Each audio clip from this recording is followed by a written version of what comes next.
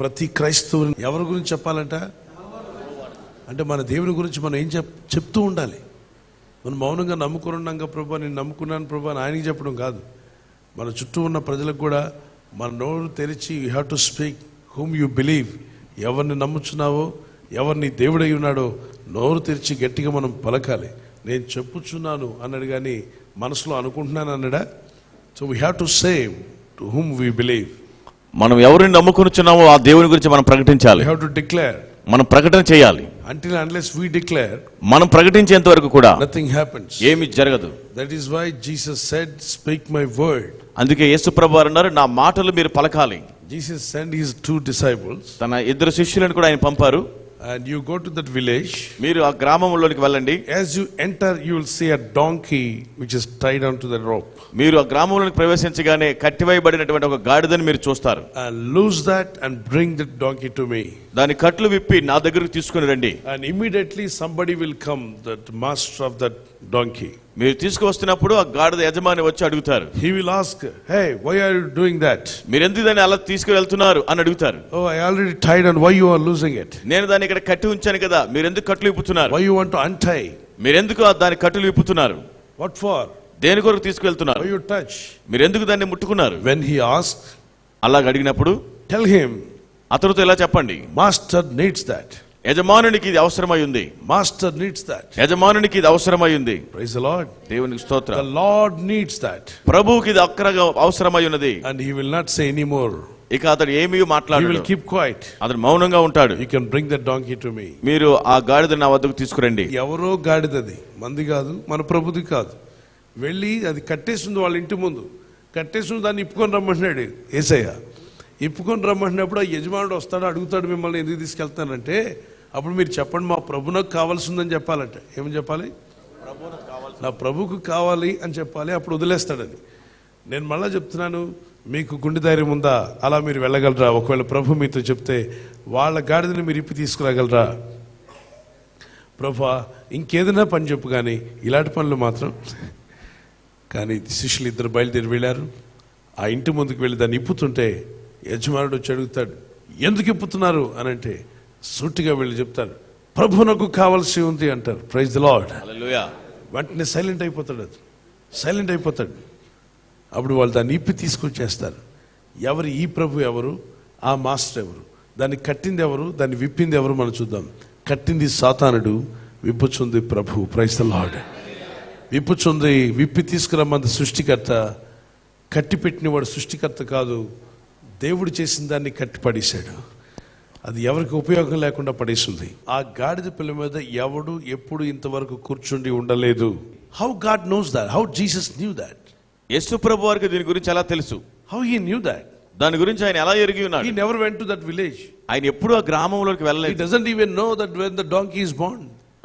అక్కడ గాడిద కట్టి ఉన్నదని అది ఆయనకి ఎలా తెలుస్తుంది? And he speaks about the life story of donkey. ఆ గాడిద గురించి జీవిత చరిత్ర అంతా మాట్లాడుతున్నారు. Total history of donkey. ఆ గాడిద చరిత్ర అంతా చెప్తున్నారు. Till now nobody sat on it. ఎప్పటి వరకు ఎవ్వరూ కూర్చోలేదని చెప్తున్నారు. Nobody sat on that donkey. ఆ గాడిద పైన ఎవ్వరూ ఎప్పుడు కూర్చోలేదు. Nobody used it for their travel. ఎవరు కూడా ప్రయాణం చేయడానికి ఉపయోగించలేదు. Nobody journeyed on that. దానిపైన ఎవరు ప్రయాణం చేయలేదు. You go and untie and bring it. మీరు వెళ్ళి దాని కట్టులు విప్పి తీసుకొని రండి. Disciples, we are the children of God. We should go into the world and loose and bring the people to God. Praise the Lord. దేవుని శిష్యులముగా దేవుని బిడ్డలమైన మనము లోకములోనికి వెళ్ళి వారి కట్లు విప్పి వారిని ప్రభు ఎదుగు నడిపించాలి. Satan has tied many people. సాతానుడు ఎంతో మందిని కట్లలో బంధించాడు. For some people they were tied because of financial crisis. కొంతమందిని ఆర్థిక సమస్యల్లో కట్టేశాడు. Brother, I want to do many things, brother, but I am tied on to these loans. Brother, నేను ఎన్నో పనులు చేయాలనుకుంటున్నానండి, కానీ నేను ఈ సమస్యలతో కట్టివేయబడ్డాను. I want to give to ministry. I want to do great things for God. నేను దేవుని కొరకు ఎన్నో గొప్ప కార్యాలు ఇవ్వాలనుకుంటున్నాను. కట్టివేయబడ్డము అనగా సాతానుడే కట్టివేస్తాడు మనిషిని, దురాత్మలు కట్టివేస్తాయి. మరి అటువంటప్పుడు ఈ 2 శిష్యులు వెళ్ళి విప్పి తీసుకొస్తున్నప్పుడు ఆ యజమానుడు వచ్చి అడుగుతున్నాడు, ఎందుకయ్యా మీరు ఇప్పేస్తున్నారు అన్నప్పుడు ప్రభు ఏమన్నాడు చూడండి.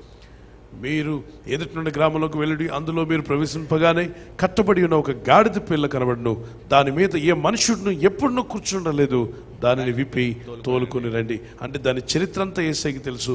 నువ్వు ఎన్ని బాధల్లో ఉన్నావో, ఎక్కడ కట్టివేయబడ్డావో, ఎవరు నిన్ను కట్టేశారో, ఎంత వేదన నీకు కలుగుతుందో, ఎటువంటి బాధలతో నువ్వు కట్టివేయబడ్డావో, రోగము అని కట్టుకు నువ్వు కట్టబడ్డావో, రోగానికి కట్టబడ్డావో, వ్యాధులు కట్టబడ్డావో, సమస్య నిన్ను కట్టివేసిందో, ఆర్థిక ఇబ్బందులు నిన్ను కట్టివేశాయో, లేదంటే లోకంలో కొన్ని నువ్వు చేసినటువంటి తప్పుడు నిర్ణయాలు నిన్ను కట్టేసి ఉండొచ్చు. అటువంటిప్పటికీ యేసునందు విశ్వాసం ఉంచి ప్రార్థిస్తే దేవుడు గాడిద పిల్లని విడిపించినట్టుగా మనల్ని కూడా విడిపించగలడు. నమ్మిన వారు దేవునికి స్తోత్రం చెప్పండి. కట్టివేయబడిన శాంసన్ను విడిపిస్తాడు దేవుడు. కట్లలో ఉన్నటువంటి శాంసన్కి వెంటనే విడుదల వస్తుంది. సో నువ్వు దేనికి కట్టబడినా దేవుడు విడిపించగల శక్తిమంతుడు. చదవండి ఆ తర్వాత వచనాన్ని. ఎవడైనను మీరెందుకు ఇలాగూ చేయుచున్నారని మిమ్మల్ని అడిగిన ఎడల, ఎవరైనా వచ్చి, ఎవరైనా ఇంటి ఓనర్ కానివ్వండి, ఇంటి పక్కోళ్ళు కానివ్వండి, వీధి ప్రెసిడెంట్ కానివ్వండి, లేదంటే ఆ ఊరు ప్రెసిడెంట్ కానీ వచ్చి ఎవరయ్యా మీరు ఎందుకు విప్పుతున్నారు ఈ గాడిదను అని అడిగినట్లయితే, అది ప్రభునకు కావలసి ఉన్నదని చెప్పుడి. అది ప్రభునకు కావలసి ఉందని చెప్పండి. ఎవరికి కావాల్సిందని చెప్పాలంటే ప్రభునకు కావలసి ఉన్నది. ఏంటి, మీ ఇంటికి వచ్చి గాడిదను మీరు కట్టేసిన గాడిద మేము ఇప్పుతుంటే, మేము ఎందుకు ఇప్పుతున్నారు మీరు అడిగితే మేము ఏం చెప్పాలంటే, ప్రభునకు కావాల్సిందంటే మీరేమంటారు, ఎవరా ప్రభు, ఎవరు మీరు అంటారు మీరు, అవునా? కానీ ఇక్కడ యజమానుడు, ఆ ఇంటి యజమానుడు ఎవరో కానీ నోరు మూసుకున్నాడట. అంటే నాకు తెలిసినంత వరకు బాగా అర్థం చేసుకుని చదవండి మళ్ళా. ఎవడైనా మీరు ఎందుకు, అక్కడ ఇంటి యజమానుడు అంటలేదు, గాడిద యజమానుడు అంటలేదు, ఎవరైనాను మీరెందుకు ఇలాగూ చేయుచున్నారని మిమ్మల్ని అడిగిన ఎడల అది ప్రభునకు కావలసి ఉందని చెప్పుడి. తక్షణమే అతడు దానిని ఇక్కడికి తోలి పంపునని చెప్పి వారిని పంపాను. Praise the lord. ప్రభునకు కావలసి ఉందంటే వెంటనే ఏం చేస్తాడంట, ఎట్లా చెప్పండి, తోలి పంపుతారు. అదే మనం చేయట్లా. మనం వెళ్తున్నాం, సాతాను ఏమని అనుకుంటాడేమని వెనక్కొచ్చేస్తున్నాం. మీరు వెళ్తారు, ఆ గాడిదని చూస్తారు. ఒకవేళ నిజంగా మాట్లాడదామంటే, బ్రదర్ మన గాడిద కాదు బ్రదర్, మన చర్చోళ్ళు కాదు బ్రదర్, ఇప్పుడు వాళ్ళు బడిత పట్టుకున్నారంటే మన పరిస్థితి ఏంటి బ్రదర్, వెళ్ళిపోదాం బ్రదర్ అని చెప్పి నానా విధాలుగా మాట్లాడుకుంటూ, యేసు ప్రభా మరి వెళ్ళాం కానీ గాడిద ఉంది కానీ అక్కడ అతను చూసినప్పుడు మా భయం వేసి వచ్చేసిందని చెప్తాం. రకరకాలుగా మాట్లాడతాం. కానీ ఇక్కడ శిష్యులతో ప్రభు చెప్పినట్టుగా మనం కూడా వెళ్ళాలి, అడగాలి. సాతానుడా ఈ రోగిని విడిచిపెట్టావు, అపవాది ఇంటిని విడిచిపెట్టావు, ఎందుకు విడవాలి అని వాడు అన్నాడు అనుకోండి, అప్పుడు మీరు చెప్పండి, ప్రభునకు కావలసి ఉన్నారు వీరు, వీరు ప్రభు బిడ్డలు అనండి. These people are belong to God. So you have to leave when somebody says, why should you do that? మీరు ఎందుకు చేయుచున్నారు అని మీరు అన్నట్టయితే అక్కడ Why you lose the donkey? ఆ గాడిద మనకు, ఆ ప్రభువునకు అవసరమైంది. Speak to the owner of that. ఆ యజమానితో మీరు మాట్లాడండి. A person who tied it. దాన్ని కట్టివేసిన వ్యక్తితో. A person who put snare for that. దానికి ఒక చెక్క వేసినటువంటి వ్యక్తితో. Speak to him. ఆయనతో మాట్లాడండి. The Lord needs it. ప్రభువునకు అది కావాల్సి ఉన్నది. Immediately he will obey. వెంటనే అతడు లోబడతాడు. He will say, take it. తీసుకువెళ్ళండి అని పంపుతాడు. Take him to your Lord. మీ ప్రభు వద్దకు దాన్ని తీసుకువెళ్ళండి అంటాడు. Same thing Jesus said to his disciples, go and preach the gospel. అదే యేసుక్రీస్తు వారు తన శిష్యులతో చెప్పారు, మీరు వెళ్ళి సువార్త ప్రకటించండి. Go and finish it and come back. వెళ్ళి ఆ పని ముగించుకొని తిరిగి రండి. మధ్యలో ఎలా ఉన్నారండి, భోజనం చేశారా, ఎక్కడున్నారు, మీ ఆవిడ ఎలా ఉంది, మీ భర్త గారు ఎలా ఉన్నారు, ఈ మాటలే వద్దు, వెళ్ళిన పని ముగించుకొని రమ్మంటున్నాడు దేవుడు. చూడండి, అది లోక మర్యాద. వెళ్తున్నప్పుడు నమస్కారం అంటే నమస్కారం అంటాం, గుడ్ మార్నింగ్ అంటే గుడ్ మార్నింగ్ అంటాం. ఇక్కడ యేసు ప్రభు వారి యొక్క తీరు వేరుగా ఉంది. ప్రభు అంటున్నాడు, ఎవరైనా కుశల ప్రశ్న అడిగితే, కుశల ప్రశ్న అంటే ఎలా ఉన్నారండి, బాగున్నారా, భోజనం చేశారా, ఇటువంటివన్నీ కుశల ప్రశ్నలు. ఇలాంటి కుశల ప్రశ్నలకు మీరు జవాబులు ఇస్తూ కూర్చోవద్దు. మీరు పరలోక తండ్రి పని మీద ఉన్నారు. Go straight, finish the job and come back. చదవండి అంటాడు మత్తయి సువార్త 10వ అధ్యాయం. అది లోక మర్యాద వేరు, దేవుని మర్యాద వేరు. మనం దేవుని మర్యాదలు నేర్చుకోవాలి. అది చాలా అవసరమైంది సువార్త పనిలో. సంతోషంగా వాక్యం వింటున్న దేవునికి స్తోత్రం చెప్పండి. కుశల ప్రశ్నలు అడగొద్దు అంటాడు. చదవండి 10వ అధ్యాయం లూకా సువార్త 5వ వచనంలో కూడా చదువుతూ వెళ్దాం. మీరు సంచలైన జోలినైనా చెప్పులనైనా తీసుకొని పోవద్దు, త్రోవలో ఎవరినైనా కుశల ప్రశ్నలు అడగవద్దు, త్రోవలో ఎవరినైనా కుశల ప్రశ్నలు అడగవద్దు. మీరు ఏ ఇంటినైనా ప్రవేశించినప్పుడు ఈ ఇంటికి సమాధానం కలుగును గాక అని మొట్టమొదట చెప్పుడి. ఇంటికి వెళ్ళిన వెంటనే క్రైస్తవ సేవకులు చెప్పాల్సింది. సేవకులు చెప్పాల్సింది ఏంటి, అమ్మా బాగున్నారమ్మా, ప్రైజ్ ద లార్డ్, వందనాలమ్మా, ఇది కాదు మేము చెప్పాల్సింది. మేమేం చెప్పాలంటే, ఈ ఇంటికి సమాధానము కలుగునుగాక. సేవకుడు చెప్పవలసింది. Praise the lord. దారిలో కుశల ప్రశ్నలు అడగొచ్చా? అడగకూడదు. ఇంగ్లీష్లో ఏమైందో చూడండి. Look chapter 10:4. Salute no man by the way. అదేంటి? దారిలో వెళ్తున్నప్పుడు ఎవరికి వందనాలు చెప్పాలి గట్టిగా? చెప్పకూడదా? ఏంటి ప్రభా వందనాలు చెప్తే ఏంటి తప్పు? వందనాలు చెప్తే తప్పేంటి? బాగా అర్థం చేసుకోండి. యేసుప్రభు వారు ఏమన్నారు? సువార్తకి వెళ్ళేటప్పుడు అనండి. ఇప్పుడు నేను సువార్తకి వెళ్ళేటప్పుడు అని చెప్పాను. ఇప్పుడు ఇంటికి వెళ్ళేటప్పుడు ఏమైనా వందనాలు చెప్పినా చెప్పకుండా వెళ్ళిపోకండి. సువార్త పనికి వెళ్ళే సేవకుడు ఎలా ఉండాలంటే, దారిలో వెళ్తూ ఉన్నప్పుడు సువార్త పని నిమిత్తం ఎవరిని కుశల ప్రశ్నలు అడగొద్దు అన్నాడు తెలుగులో. ఇంగ్లీష్లోనేమో నో సెల్యూట్ నో మ్యాన్. ఎవరికి నువ్వు సెల్యూట్ చేయనక్కర్లే, వెళ్ళి పని ముగించు. అంటే మనం ఎప్పుడైతే సెల్యూట్ చేయడం ప్రారంభిస్తామో అవతల వ్యక్తిలో ఉండి సాతానుడు నీ టార్గెట్ తప్పిస్తాడు. మీకు ఆ విషయం తెలిసిందో తెలీదో, మీకు అర్థమైందో లేదో, మీరు మంచి ఒక సీరియస్గా ఒక పని నిమిత్తం వెళ్తున్నారు. ఉదాహరణకి ఇల్లు కాలిపోతుంది అనుకుందాం. ఇల్లు కాలిపోతున్నప్పుడు ఆ ఇల్లు కాలిపోతున్న విషయాన్ని ఎవరికి చెప్పాలి మనం? ఫైర్ ఇంజిన్ ఎందుకండి. ఇంటి యజమాని ఏం చేస్తాడు? వచ్చి ఇల్లు కాలుతుంది, మొట్టమొదటి ఎవరికి చెప్పాలి మనం? ఫైర్ స్టేషన్కి చెప్పే దారిలో వెళ్తుండగా చాలా సీరియస్గా వందనాలు బ్రదర్ అంటే వందనాలండి అనుకుంటూ కూర్చుంటే ఇల్లు ఏమవుతుందండి? అక్కడ కుశల ప్రశ్నలా సీరియస్ వర్క్. అక్కడ వందనాలు ఉండవు, సెల్యూట్ ఉండదు, నమస్కారం ఉండదు, పరుగు వెళ్ళి పని ముగించాలి, లేదంటే ఇల్లు కాలిపోతుందని. అలాగే మనం ముందుకు వెళ్తున్నప్పుడు బాగా అర్థం చేసుకుని స్వార్థ పని, తండ్రి యొక్క స్వార్థను అందించడానికి వెళ్తున్నాం కాబట్టి అటు ఇటు చూడకుండా వెళ్ళే పని సీరియస్గా వెళ్ళి స్వార్థను అందించి వారి ఆత్మలను పాపల నుండి బయటికి తీసుకుని రావాల్సిన అవసరం మనకుంది. Praise the lord. ఒక ప్రవక్తతో దేవుడు చెప్తాడు పాత నిబంధనలో, వెళ్ళి ఆ రాజుకు చెప్పు అతను చేస్తున్న దుర్నీతి కార్యమని, నేను అతను శిక్షించబోతున్నాను, వెళ్ళి చెప్పిన దగ్గర భోజనం చేయొద్దు, నీళ్లు తాగొద్దు, దారిని తిన్నగా రా అంటాడు. అలాగే అని చెప్పి వెళ్తాడు ప్రవక్త. రాజా నువ్వు చేసిన పనిదట, దేవుని శిక్ష రాబోతుందంటే రాజు చేయి చాపి అతను పట్టుకోండి అంటాడు. వెంటనే చేయి బిగుసుకుపోద్ది, మొత్తం మంచులాగా కుష్ఠంలాగా వచ్చేస్తుంది. అప్పుడు రాజుగారు, బాబు ఆయన నువ్వెవరో నాకు తెలియదు, దయచేసి వచ్చి నా చేయి బిగుసుకుపోయింది, ప్రార్థన చేయి, నిన్ను పట్టుకోమండం తప్పైపోయింది, భటులారా వదిలిపెట్టండి ఆయన్ని విడిచిపెట్టండి, ఆయన్ని మీరు పట్టుకున్నారంటే నా చేయి పట్టేశాడు ఆయన, నా చేయి రావట్లేదు అన్నాడు. వెంటనే దైవజనుడు ప్రార్థన చేస్తే చేయి వెనక్కి వచ్చేస్తుంది. చేయి వెనక్కి రాగానే సరే వెళ్ళు నాయన నువ్వు చెప్పినట్టుగా నేను చేస్తానంటాడు. దైవజనుడు తిరిగి వెళ్తున్నప్పుడు పెద్ద ముసల ప్రవక్త వస్తాడు అక్కడికి. అతను కొడుకులు వింటారు ఈ విషయాన్ని. ఇతను నోరు తెరిచి చెప్పేస్తాడు అక్కడ, భోంచేసి వెళ్ళంటాడు రాజుగారు. అప్పుడు ఇతను అంటాడు, దేవుడు నాతో చెప్పాడు, నీకు ఈ వివరం చెప్పిన తర్వాత నీ ఇంట్లో భోజనం కానీ పానీయం కానీ తీసుకోవద్దన్నాడు, తిరిగి వచ్చేయమన్నాడు అని అన్నప్పుడు ఈ మాట ఎందుకు అన్నాడు కానీ అనుకుని ఉండాల్సింది. చెప్పబట్టి అక్కడున్న ఇద్దరు యవనస్తులు పరిగెత్తుకుంటూ వెళ్ళి వాళ్ళ నాన్నతో చెప్పేస్తారు, ఆయన పెద్ద ప్రవక్త. ఓహో అని చెప్పి అతని మనసులో చూడండి దురాత్మలు ఎలా ప్రవేశించాయో. ప్రవక్త అయినప్పటికీ దురాత్మ అటాక్ చేసింది ఆయన్ని. పరిగెత్తుకుంటూ వెళ్ళి దారిలో కనబడి మంచి భోజనం ఏర్పాటు చేశాను, రాజుగారి ఇంట్లో వద్దన్నాడు కానీ మా ఇంట్లో తినొచ్చు, మీరు రమ్మని చెప్పి అంటాడు. వాళ్ళ ఇంటికి వెళ్ళి భోజనం చేయడానికి వెళ్తాడు ఈ యొక్క ప్రవక్త. వెళ్ళి చక్కగా భోజనం చేసి లేచి వస్తూ ఉండగా సింహం ఎదురొస్తుంది. ఈయన గాడిద మీద వెళ్తుంటాడు. అడవిలో ఉన్న పరిగెత్తుకుని వచ్చిన సింహం ఇతన్ని పడేస్తుంది. ఇతన్ని కొట్టి పంజేత కొట్టగా కింద పడిపోతుండగా అతన్ని చంపి అతని ప్రాణం తీస్తుంది. ప్రాణం తీసిన తర్వాత గాడిద అక్కడే ఉంటుంది, సింహం అక్కడే ఉంటుంది. గాడిద సింహం అక్కడే ఉన్నాయి, డెడ్ బాడీ అక్కడే ఉంది. అప్పుడు ఈ ముసలి ప్రవక్త వచ్చి చూస్తాడు. చూసిన తర్వాత చనిపోయి ఉండగా ఇతనే అంటాడు, బుద్ధిహీనుడా, దేవుడని యెహోవా ఇచ్చిన మాటను నిలబెట్టుకోకుండా భోజనం కొరకు ఆశపడి మా ఇంటికి వచ్చావంటాడు. గమనించారా? దేవుడు ఒకసారి ఒక మాట ఇచ్చిన తర్వాత దాన్ని స్ట్రైట్గా మనం చేయాలి తప్ప మన సొబుద్ధిని గట్టి చెప్పండి.